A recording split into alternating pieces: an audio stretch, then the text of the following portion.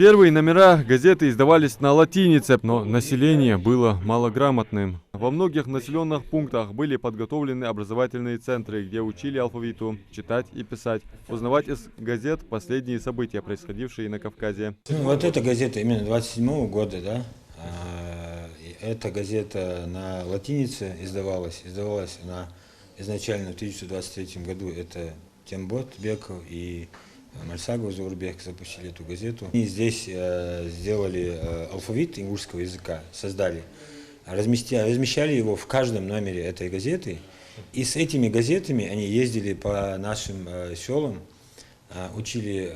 Тогда строились читальные избы в селах. То есть каждое село у себя строило, где-то выделяли деньги, есть села, там где-то люди сами складывали деньги, есть и делали, строили читальные избы. И в этой читальных избах они преподавали, то есть они учили людей писать на латинице. Сегодня исполняется ровно 101 год с выпуска первого номера газеты. 1 мая 1923 года читатели впервые увидели печатное издание, которое впоследствии останется в памяти у ингушей как историческая ценность, летопись ингушского народа. Дериг вахри худслужда хамаж кердерж халханрж халханнах бецванрж двухдак бухуш царя яздеш до хамаж до газета. И цолсо тахн вей вахри худслужда толмжди тайп парче кахегм нах дахжда толмж хабел дяха ухта газета отдахко. Так техт яч техен حل إيدش كزيت سخان مش بيخا بحوي غلغي أنا حاجة مالا طول مش داخش هنتا نو تسان مصل خدولوش دي إيش ده أخذ سون تخن أخ أرخيش دا كزيت هني على تخوي خرديا أجر كيرت يا متيجيش أجر لارمي يا متيجيش حبيقول ياخش ج دعوي تخرط. Выходит печатное издание раз в неделю, тиражом 2000 экземпляров. Сердало, то есть свет, в переводе с ингушского, информирует своих преданных читателей и на просторах интернета. В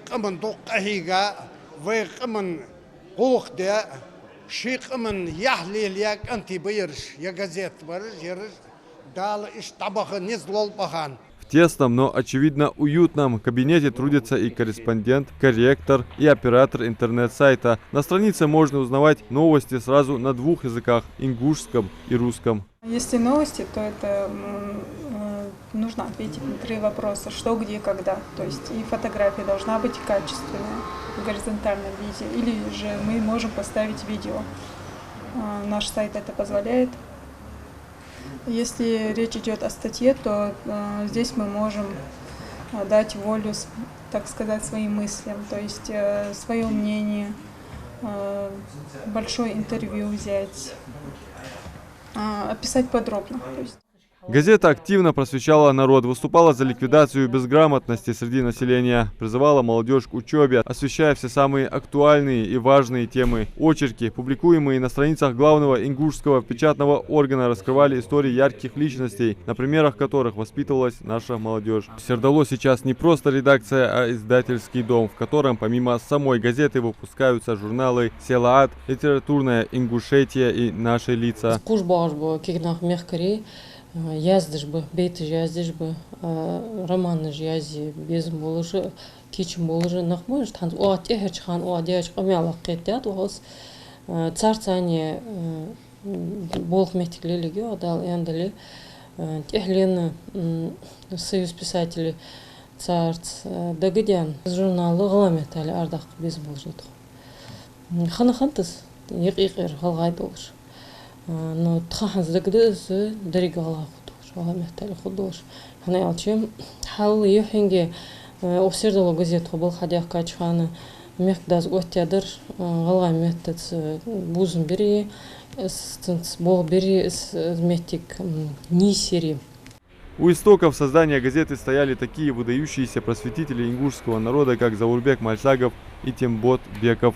Именно они создали площадку, где ингушские писатели и поэты могли печатать свои произведения, а ученые и исследователи в числе лучших умов республики публиковали на его страницах большие авторские материалы, что способствовало зарождению ингушской художественной литературы и науки в целом. Их дело успешно продолжает коллектив и по сей день. Адаптируясь под современные вызовы, они реализовывают новые проекты. Есть проект один сделанный уже, это орфографический словарь ингушского языка для Microsoft Word. Мы по нему получили, есть одну из 8 номинаций среди 57 регионов России. В Москве нам вручили номинацию эту.